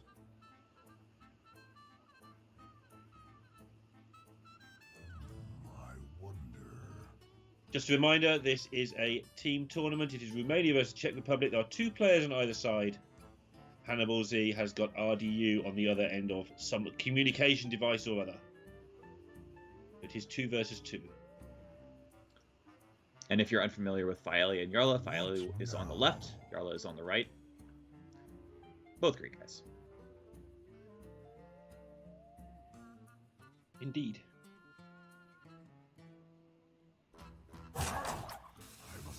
There's a couple options available for Czech here. If they really wanted to develop the Super Collider, they could go double Warpath Super Collider, take 5, and develop a 1/2, but that might be a little bit too hasty. Instead, they're probably just going to elect to juice up their N'Zoth when it comes down later. It's actually pretty surprising because that specific turn as a warrior had a lot of decisions to be made, which is not normally the case. Usually you have to decide between maybe 2 options, and there's a lot of math that is involved in like deciding between those 2. But in this case, I feel like they had 6 or 7 there. There is a lot going on this turn. Spellbreaker, Animal Companion, and it hits you really hard. Sets up for some good victories, depending on what comes at the top of your deck. Animal Companion could find another Leok here, another Huffer, both of which are fantastic. Freezing Trap. The Magic Green Buttons, another 2. Yeah. I guess there's an argument for Urzatron. I don't think we've seen Ziliax yet. I could be wrong at this time of day. So they maybe want to do that to get the maximum out before they do draw it, if I counted correctly. It increases their odds of finding a Ragnaros, finding a Brand Bronzebeard. Yeah, finding Zildjian, all those good things. Just get the other stuff out of the deck. So even though they're held back on the Animal Companion, this makes a lot of sense.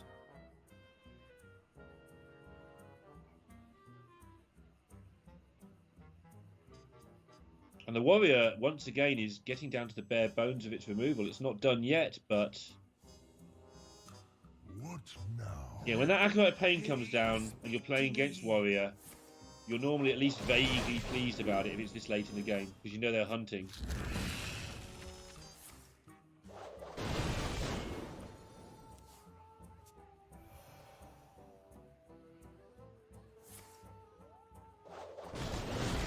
It is quite Here's a a powerful clear, which combo. you're less pleased about, obviously.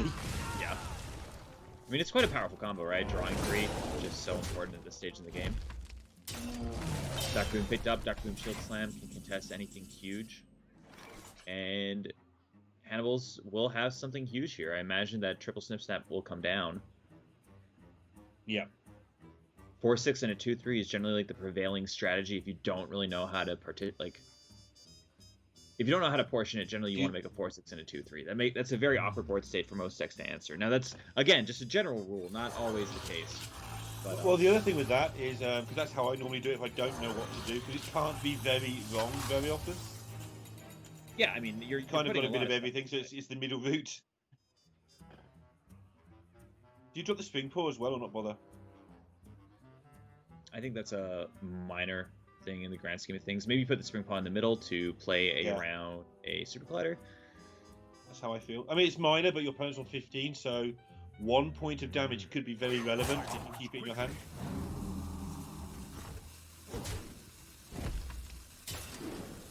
Love this management here from Romania. They were clearly still deciding what to do with a Snip Snap, so they did the rest of their turn while they were still considering it. Yep. Makes a lot of sense. We actually saw that the Czech Republic got a little bit punished for how long they took to decide their turn by animation a little bit earlier in this game. They did manage to clear the Rat Trap, but they left up several 1/1s instead, which they could have cleared. It is quite a skill to prioritize sometimes when you know you're not going to get your whole turn off, and just realize that and do all the things that matter and miss the fiddly bits that, you know, you'd like to get in and you should get in, but you accept your defeat and play just the good things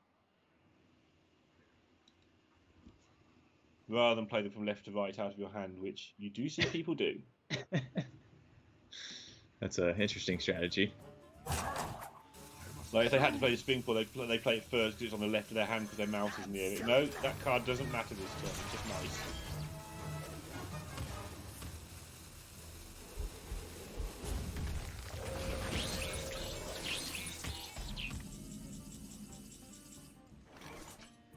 Cookman picked up off the top. Start.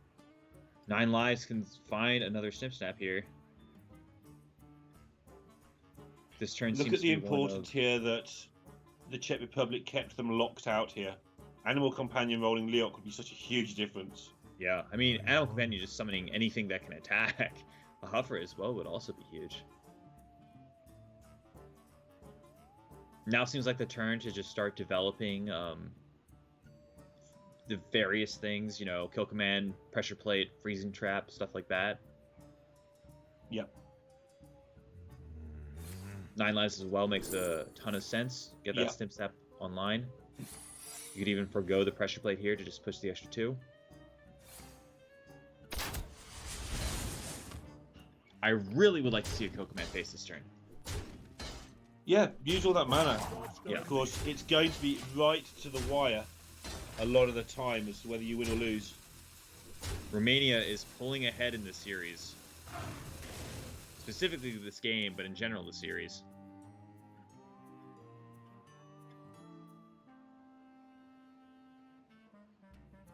If they get through this, they are through to next week's top 16.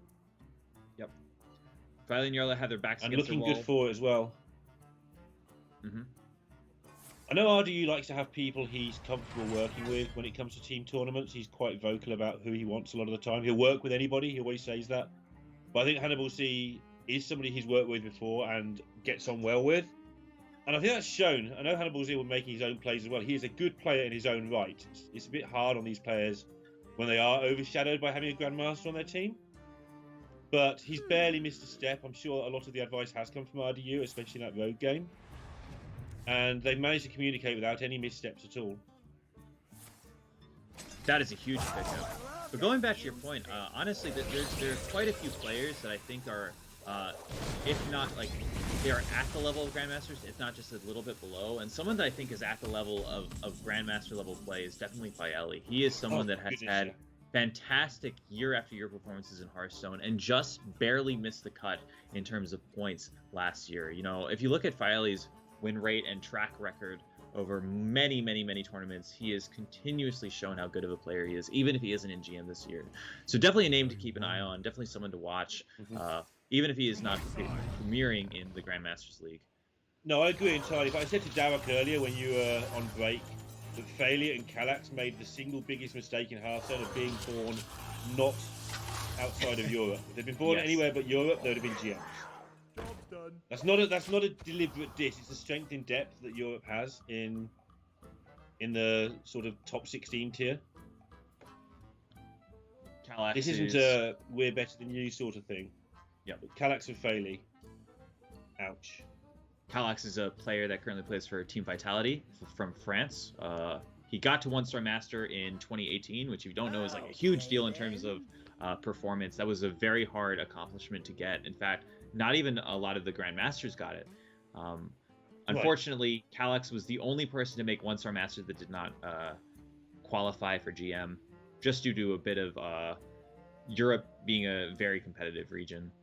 This would be a good time. That's a good for word. master plan. I was trying to think of a way of putting it. Yeah, very competitive is good.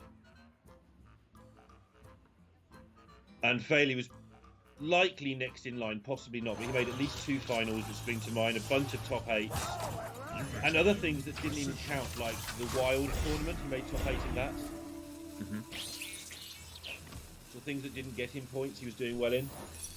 And so Failey was very unfortunate not to get through. And it's good to see him here competing in global gaming. Meanwhile, this Hunter just isn't getting over the finishing line. Keep thinking it's done, and warriors are hard to kill, man. Specifically Jarla and Faeli, right? Hannibal's did pick up a Zul'jin, though. I think that's going to be pretty impactful. I wonder if he's going to try to take a 50-50 here to just steamroll past this this huge Snip Snap. If he hits the Snip Snap, plays Unleash the Hounds, he gets to go face for, what, 9 this turn? Setting up for a Zul'jin as well. And a very powerful Zul'jin, all things considered. Deadly Shot and Unleash the Beast, or Unleash the Hounds getting added to the pool. Pressure play as well. It's so tough. Actually, what you said there's part of the important stuff. Even if the Deadly Shot misses, which obviously you don't want it to do, still gets added to that pool for another go. All right, they're rolling for it, and they hit it. And now everything's straightforward. It was just making the choice. Yes, this is the best case scenario.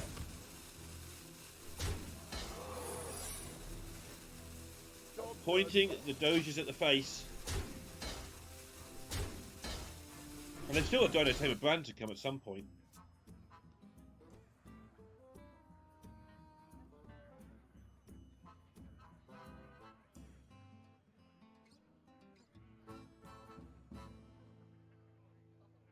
Zoth here can do a bit of good work. A Kartut defender has died, but it was silenced before it died, so only one would spawn.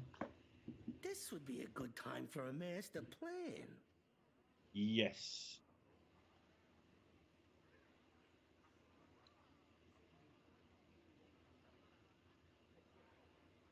Let's have a quick look through. There's definitely. I'm almost certain that Dino Tamer Brand hasn't been played. I think I'd have remembered that, even at my age. Okay, then. It definitely is not. I believe Ragnaros has also not been played yet. There actually is no Ragnaros, just looking through. That's probably Don't why be it waiting hasn't for been that played yet. I was doing a quick look as well, and I realized they do not have a Ragnaros in their deck. Oh, I love that view. In fact, This would they be a don't good have. time for a master Do we get an early plan. Zephyrus in this one? I've seen so many Zephyruses today. Yes. I think we did. The thing is with early Zephyruses, they tend to be forgettable because they're usually a backstab or an animal companion or something. Yeah, there's not much left in the deck apart from Dinotamer Bran. There's a lot of really mediocre cards there. I think there's Unleash the Beast, which would be nice, but there you go. I think 10 mana Zul'jin that does like 10 million things at this point is probably a bit better than Unleash the Beast here. I think so. It does do 10 million and one next turn, though. That's a good point.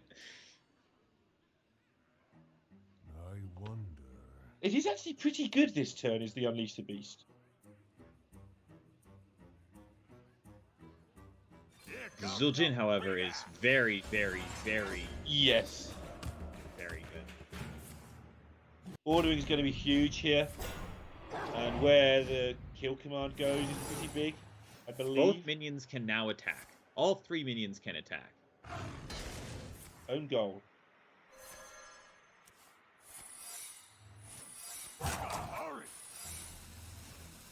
You can't hurry, you've got to watch all this. I believe that freezing trap was not put in place. Look at this double Leok action, Gallon.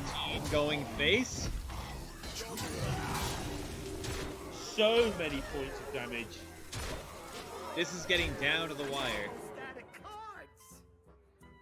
Even if they manage to clear this board, they're still only at 8, and they have very few ways of gaining life. Right now, they're looking at N'Zoth the Corruptor summoning a couple more points of a couple more Kartut defenders, 3 to be specific, and hero power rolls. If they get a blast shield, that could stave off a lot of the pressure that Romania has right now. But neither of those things have come to fruition. They cannot play the N'Zoth this turn, otherwise they will just end up dying to the overwhelming pressure. And as I say that, they play the N'Zoth this turn. So we'll see how this works out. 3, 6, 9, 18, 26 versus more than 26. Surely that's more than 26. Remember that minions have to attack into 3 where there's a blast shield. Zephyrus the Great Oh, on the there's top. Zephyrus. There has not been Master an early spell. Zephyrus. GG. That is more than enough to win this game. Master spell coming down. I apologize at the very end there. We totally missed the Yes, Zephyrus. it is Master Spell. Yes. You don't always quite trust Zephyrus when you're not going for the exact mana card. There's probably quite a bit of ways to do it at the very end there. Huge pickup for Romania. 3 Czech Republic advancing to the top 16. Insane. Czech Republic will have another attempt tomorrow. They've got to go into the qualifying match. And I'm desperately trying to remember who else is in the group because it was so long ago. Turkey and somebody. I'm so Turkey sorry and for the somebody. somebody. The other teams in this group that seem to start about 3 years now. Yes, the games Thank that you we've seen. so much, Abar. I love you. Turkey and Belgium will play off for the right to play the Czech Republic tomorrow, and the winners of that will join Romania in the final stages. Wow. This has been a very grueling day of Hearthstone, I have to say. The upper bracket matches in Group G were some of the longest that we've had in HEG so far. Czech Republic has played a pretty big role in that. Jarl and File have been taking their time, and I think it's paid off. Even though in their final match against Romania they have fallen to the lower bracket, the fact that they have gotten this far, I think, is in part due to the fact that they think about what's going on. We've seen a couple people play a little bit too hasty today, and it has not worked out well for them. Yeah, there's been 1 or 2 accidents. Again, Hunter Ace was a player today as well. He's very considered and the best in the world for a reason. Here's what we saw earlier today, all that time ago. Italy going through as group winners, and very solidly as well, I felt. They seemed a convincing team to me. And obviously Norway, the world champion Hunter Ace, plus NTR, long-time Norway player, getting that done. Eventually. in that way. Yeah, this was also a great set of games. I did not get a chance to catch much of Italy's matches, but based on what the little that I saw, I think they played very well. Norway as well. I know that they're very self-critical. Hunter Ace and NTR both love to improve at Hearthstone, so they're often a little bit hard on themselves. But I think that Norway also made a lot of great decisions to advance out of Group F. And that brings us to the end of day 2 of week 2. We still have to finish this group off tomorrow to find out who is going to join Romania. And we do have one more group as well. You've not seen enough Hearthstone yet today, though. there is going to be, in about 20 minutes, I believe, I think it's Tespa coming up on this channel. So if you want some more Hearthstone, go get yourself something to eat or drink or both. Come back, watch your Hearthstone for the rest of the evening. I just want to say thanks to Galen and Darrett for carrying me through the day, and we'll see you all again tomorrow.